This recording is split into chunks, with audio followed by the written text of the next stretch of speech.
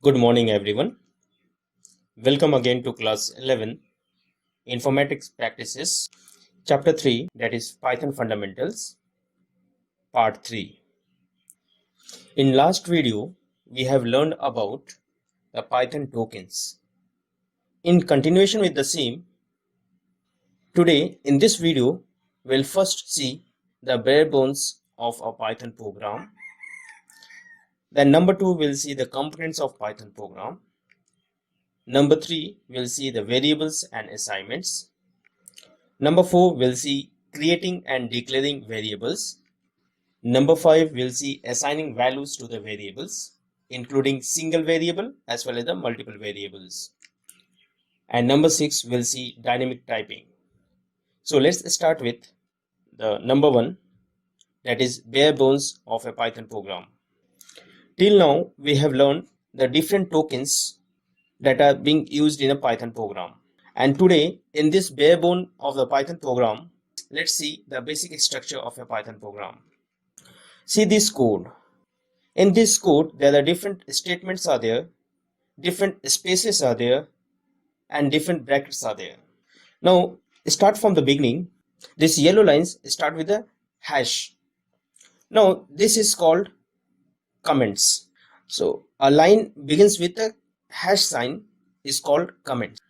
Now see this. def is a keyword that is used to define function. cu is a function because it contains a parenthesis.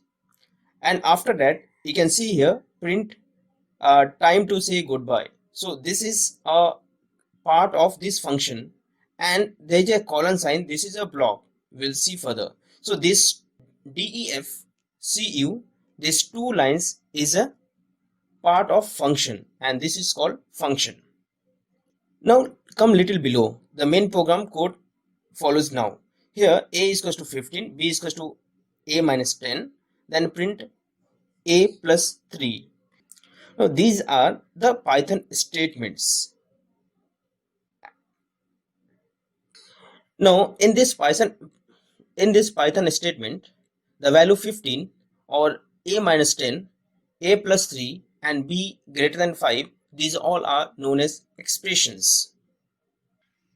Now after this, there is a if b greater than 5, then there is a space left, then a statement, then else colon sign, then again a space, and then there is another statement. Now these two are a group of statements, and these two are known as blocks. Why it is block? Now listen. After if, at the end of if statement, there is a colon sign, and this colon sign indicates the block. So whatever the statements after it, it will come under it. Similarly, in else also, after the else, there is a colon sign, and this colon sign indicates the block.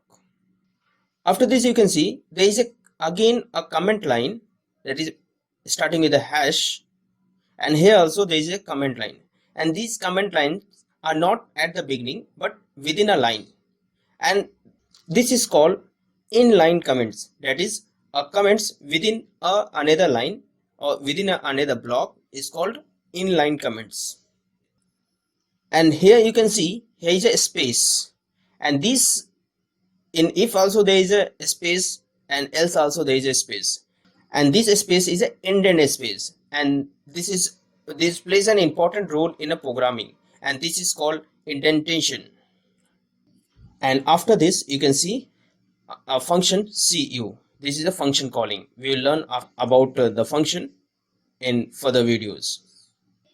So this is a bare bone means a structure of the Python program. Now let's see components. In the previous program, we have learned some components. So let's see the components of the Python program in details. Number 1, we have seen the expression. And what is expression? An expression helps to perform operations like addition, subtraction, multiplication, etc. In other words, it is a statement that returns a value. So it is an expression if it appears on the right hand side of the assignment as a parameter to the method call. For example, you can see here a is equals to 15. So 15 is at the right of a. It is a 15 is an expression. Similarly, b is equals to a minus 10. So a minus 10 is at the right of the b. That is a minus b is the expression. Similarly, this is a print is a function. Within a function, a parameter has been passed. That is a plus 3. Here a plus 3 is an expression. So these all are the example of expression. The second important component of a Python program is statements. So what is a statement? Python statements are nothing but the logical instructions that interpreter can read and execute. It can be both single and multi-line. There are two categories of the statements in Python. One is the expression statement and number two is assignment statements. And you can see in the previous example, print a plus 3 is an expression statement. Here nothing is to be assigned. Now, in first statement, a is equals to 15. This is a assignment statement. That means we are assigning a value 15 to the variable a. Similarly, the second one also, b is equals to a minus 10. This is also an assignment statement. Here we are assigning a value a minus 10 to the variable b. So this way there are two types of statements. Now the third component is comments. Comments are nothing but it is a tagline in the codes, and these comments increases the readability of the code and makes the code self-explanatory. Sometimes after writing the code we forget for what purpose we have written this code. So for the explanation or for the description of the code, we can give the description or explanation of the code with the comments. Comments can be of two types. That is, one is a single line comment and one is a multi-line comment. A single line comment is given with a hash symbol and multi-line comment is provided with a triple code. Now the next component is a function. What is function? A function is a group of code that has a name, and it can be reused by specifying its name in the program wherever needed. A function provides the reusability of the code. So this is one of the important advantages of the function, that we can reuse the code again and again by using the function. You can see the example here, def display. Display is the function name, and in this function a message has been defined, print welcome. So wherever I have to display a message welcome, I simply have to call a function display. Just I write the display, automatically this message will be displayed and I don't have to write the whole print statement. So this way, this will increase the reusability of the code in programming. The next component is blocks and indentation. A group of statements which are a part of another statement or a functions are called the block or code block or a suite in Python. Python uses an indentation to create a block of the code. Statements at same indent levels are the part of same block or suite. So these are the 5 important components of a Python program. That is expression, statements, comments, functions, and block and indents. Now the next we'll see variables and assignments.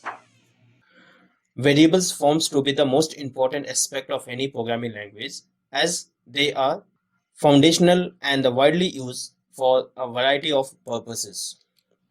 A variables is a memory address that can change, and when the memory address cannot change, then that variable is known as a constant. You can see in this figure that a data can be stored in a variable and the same data can be retrieved from the variable. A variable is a name of the memory location where a data is stored. Once a variable is stored, the space is allocated in the memory, and it defines a variable using the combination of numbers, letters, and underscore characters. You can see in the figure 2, there is a variable a. A value 5 has been assigned to the variable a. So now you can see a is the memory location in the computer's memory, and over this location a value 5 will be stored. And this value can be a number, it can be a combination of letter, or it can be a combination of any underscore values. Now we'll see how to create and declare a Python variable. Python does not have a specific command to declare or create a variable. However, there are some rules that we need to keep in mind while creating the Python variables. The number one, the name of a variable cannot start with a number. It should start with either an alphabet or an underscore character. Number two, variable name are always case sensitive and can contain alphanumeric characters and the underscore characters. Number three, reserved words or the keywords cannot be used as variable names. Number four, Python variables are always assigned using the equal to sign followed by the value of the variable. A variable in a Python is created as soon as we assign a value to it. A Python also does not require specifying the data type of the variable, unlike other programming languages. For example, if I am writing number is equal to 10, Python will create a variable with the name number, and over this variable a value 10 will be assigned. And you can see here this number is a variable name. And one point that should be kept in mind that in a Python we do not actually assign a value to the variable. Instead, Python gives the reference to the object, that is the value to the variable. We will see this in the next. Now we'll see assigning value to Python variables. There is no need for an explicit declaration to reserve memory. Explicit means external declaration is not required here. The assignment is done using the equal to operator. For example, I am writing a is equal to 10 and b is equal to hello. Then print a, print b. Print a, where a is an integer type or int type variable because it has a int value in it. Print b, where b is a string type variable as it has a string value in it. As I told you, a Python do not actually assign a values to the variable. Instead, Python gives the reference to the object, that is a value to the variable. So let's see this example. The above example can be expressed like this. This is a memory location with a name A. This is another memory location with a name B. The location A gives the reference to the value, that is 10. Similarly, the memory location B gives the reference to the another value, that is hello. That is according to the example used above. When we are writing an expression a is equal to 10 and b is equal to hello, the a and b is in the left hand side of the equal to sign and 10 and hello are the right hand side of the equal to. The values at the left hand side is called L values, that is the left hand side values, and the values at the right hand side is called R values, that is right hand side values. Now if I write 10 is equal to a, hello is equal to b, now this is an incorrect expression or incorrect statement. In this case, Python will give an error. Now let's see how to assign values to the multiple variables or multiple variable assignments. We can assign a single value to a multiple variable as follows. For example, if I am writing a is equal to b is equal to c is equal to 5, now our 5 will be assigned to a also, b also and c also. Now we can assign multiple values to the multiple variable as follows. Now here I am writing a comma b comma c is equal to 2 comma 25 comma abc. Now here are three variables with the three values. Now the first value will be assigned to a, second value will be assigned to b, and third value will be assigned to c. That means this statement, that is a comma b comma c is equal to 2 comma 25 comma abc, means a is equal to 2, b is equal to 25 and c is equal to abc. And note, Python is a type inferred language, that is it automatically detects the type of the assigned variable. It means if I have assigned 2, the type of the a will be integer type. If I have assigned abc to c, then abc is a string type, then c, the type of c will be string type. This is called type inferred. Now let's see the example. In this example, x, y, z is equals to orange, banana and cherry. And now I am writing print x, print y and print z. So what will the output? I will get the output orange, banana and cherry in 3 lines. Similarly, if I write x is equals to y is equals to z is equals to orange. Now what will the output? Now orange will be assigned to x also, y also and z also. If I print x, print y and print z, the output will be like this: orange, orange, orange, like this. Let's see the example of inferred language. See these two example. In example 1, there is a variable test is equals to 1, and I am writing type in a bracket test. Type is a function that returns the type of the variable. So now what is the type of test? Because the test contains the integer value 1, so the type will be int. Now similarly, see this example 2. Test1 is equals to welcome. Here the welcome is a string type. Automatically test1 will have the string. So now to check it, I will use a type function, type in a bracket, write the variable name, that is test1. So output, what the output I will get? I will get output str. Str means string. So this way, according to the value assigned to the variable, automatically Python detects the types of the assigned variable. That, and these two are the example of type inferred. Now we'll see the dynamic typing. Python is a dynamically typed language. The question is, what is dynamic? In Python, we don't have to declare the type of the variable or manage the memory while assigning the value to a variable. But in other language like C, C++, Java, etc., there is a strict declaration of the variables before assigning the value to them. We have to declare the kind of the variable before assigning a value to it in the languages like C, C++, Java, etc. Python don't have any problem even if we don't declare the type of the variable. It states the kind of the variable in the runtime of the program.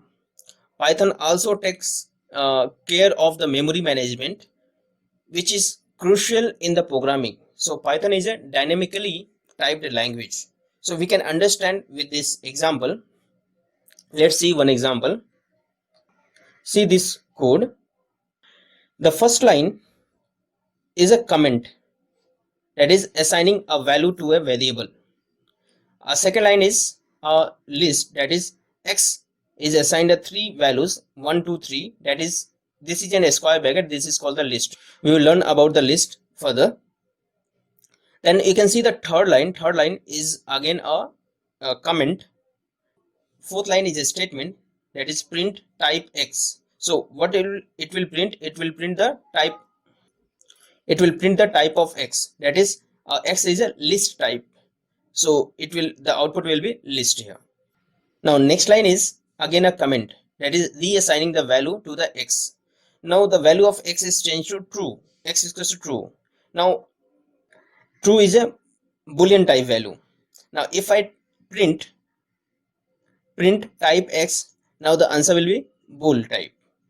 So we can also redefine the x as many times as we want. This giving or this changing the value again and again to the same variable is called a dynamic typing. That is why a Python is a dynamically typed language.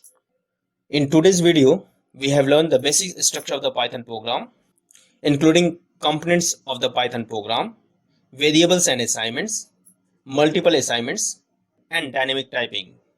In next video, I will come with the simple input and output in Python program. Till then, watch the video again and prepare your notes. Stay home, stay safe. Thank you.